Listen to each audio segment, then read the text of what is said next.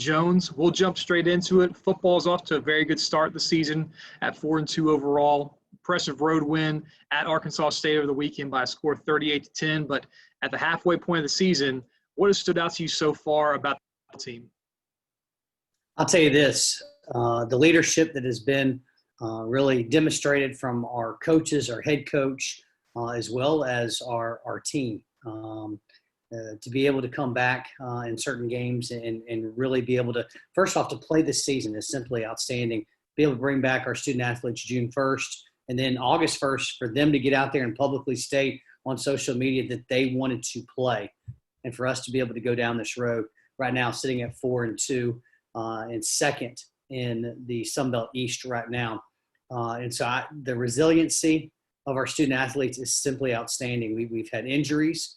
Go through it, and you look at what happens with Gunnar Watson, one of our great players and starting quarterbacks, and then you have Jacob Free step up. This has happened time and time again. I really feel like this team, I spend a lot of time around them, as well as you do, Kyle, but I go to practices 2-3 times a week, and so on Monday, I saw the most intense Monday practice I've ever seen before. Guys were flying around. And so I really think this team has gelled and come together as part of it. And also, let me tell you something that's not just directly about Troy, but about the Sun Belt Conference. This is the best Sun Belt league that I've seen from a football standpoint, top down. You look at Coastal Carolina, 15th in America. You look at a really good Georgia State team. Arkansas State, who we beat last week by 28 points, went on the road and beat Kansas State, who had beaten Oklahoma and was top 10 at one point. You see what happened with Louisiana. You see what's happened with Coastal beating P5s, App State. So top down, this league is very, very tough, and I'm excited where we're at right now during the mid part of our season. And kind of in keeping with that game in Arkansas State, on the way to Jonesboro, Arkansas, the football team was able to stop off in Memphis and actually visit the Lorraine Hotel while they were in Memphis. Great opportunity for our student athletes, but as also part of the Troy Cares program. So tell us a little bit more about the football team's visit and also how that ties into what's all taking place with Troy Cares as well. Troy Cares is our it's our student athlete initiative, and it's about it's the total program. How can we be better, productive student athletes, citizens, coaches, staff. It's not just for our student athletes as part of it. And so I'm so excited. So what CARE stands for, it's communication, action, responsibility, education, and serve. And so to be able to do that is really big. And so to be able to go when we're staying in Memphis to the Lorraine Hotel, which has now obviously been turned into the National Civil Rights Museum where Martin Luther King Jr. was assassinated. I've had the chance to visit it twice. It's deeply, profoundly moving. And to be able to take our student athletes up there was phenomenal. We're going to do this when we go to Atlanta, when we go to Little Rock, and all across, the great state of Alabama. Troy University, a lot of our fans know this, but maybe some don't. Troy University owns the Rosa Parks Museum.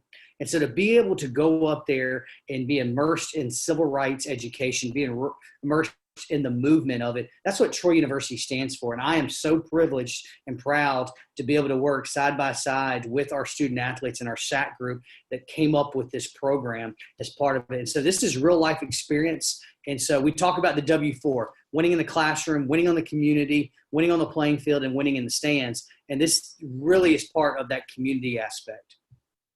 Recently had homecoming on campus, and one of the big honors that takes place during annual homecoming events is the Alumni of the Year presentation. Had some incredible athletic supporters, some of those being former football players and Freddie Thomas and Lawrence Tynes, some great supporters in Joe Judkins, General Ed Kroll, and the late Dr. Gene LaLiberty. Let's talk a little bit about their impact, not only on Troy University, but also for Troy athletics as well.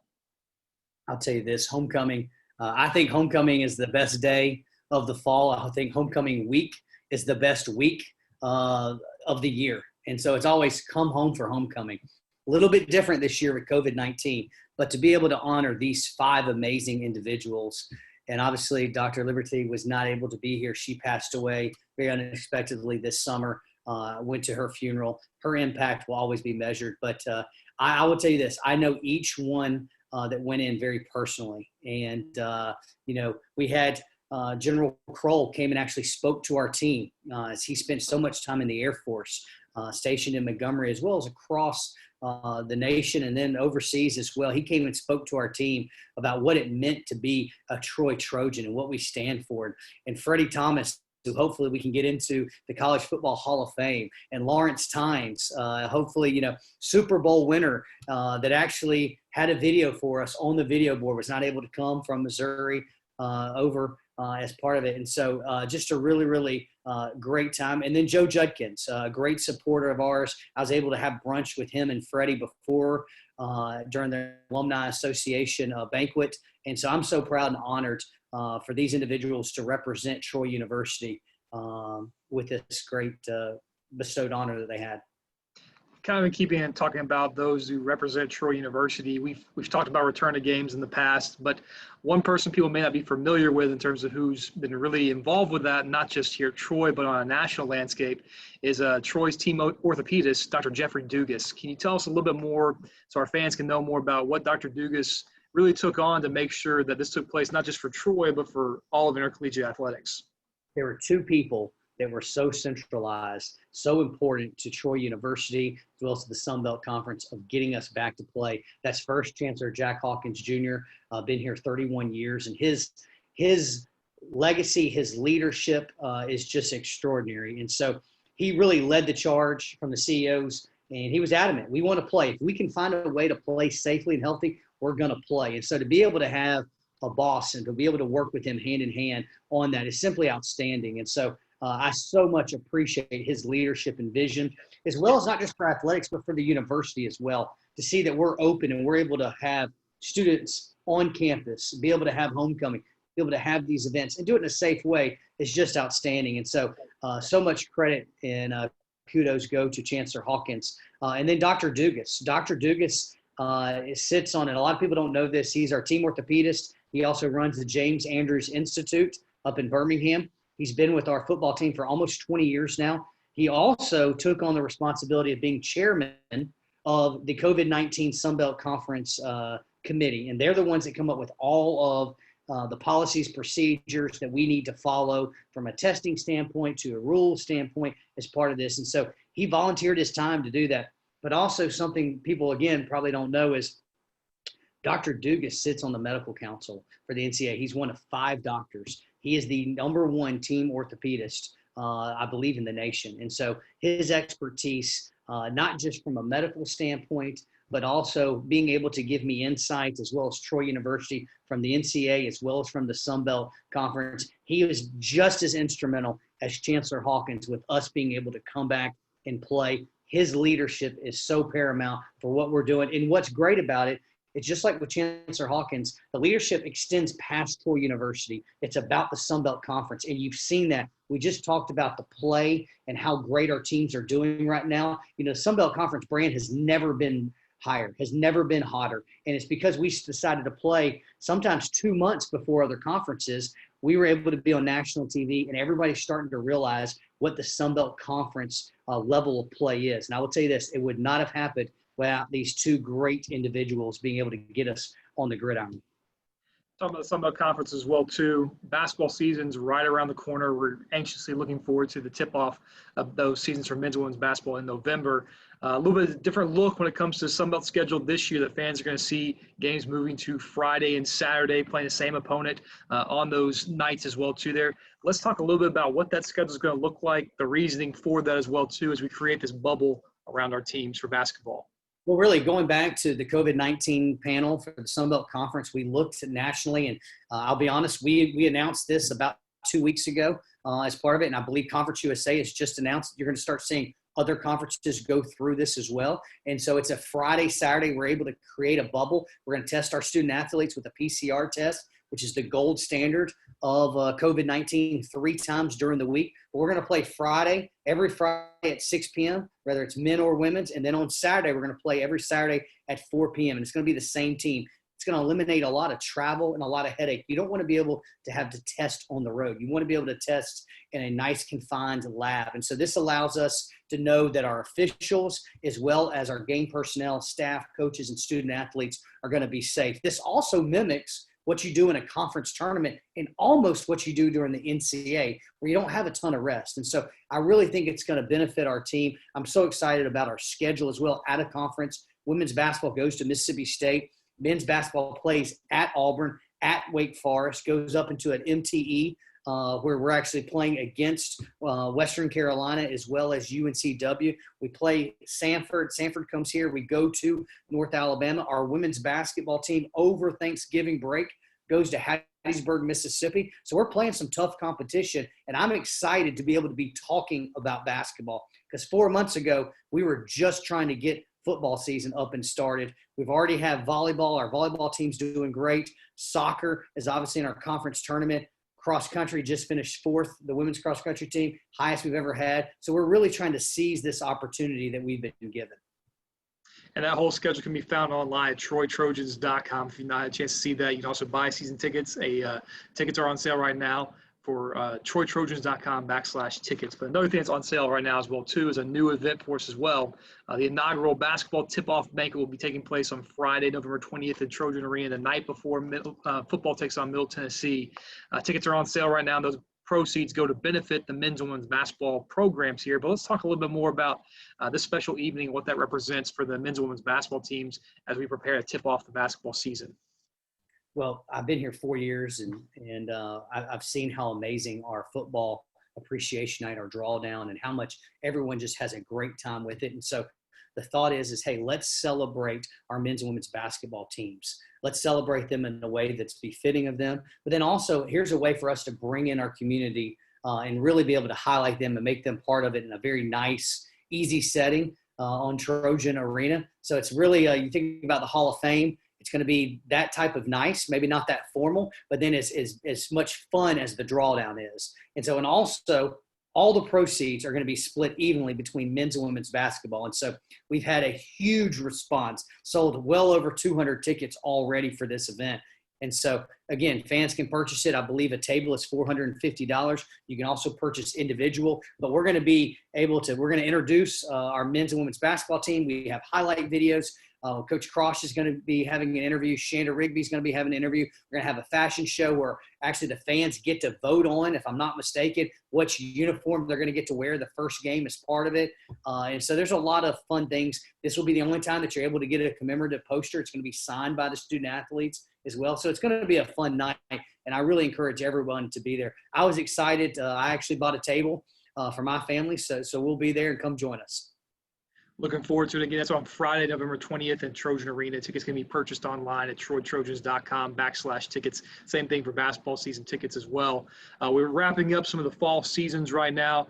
Cross country just finished up a great season. The women's team had 2 victories in the fall, also coupled with a 4th place finish at Sunbelt Conference, the highest in program history. Soccer won the first round Sunbelt Conference tournament, some great success there, as well as volleyball and golf, all of them having great success right now. Volleyball getting close to the end of their season. Women's golf has had a chance to win a few tournaments. Throwing out all those teams there, a lot of things went into making sure those teams could actually get back to the playing field, on the court, wherever that might be.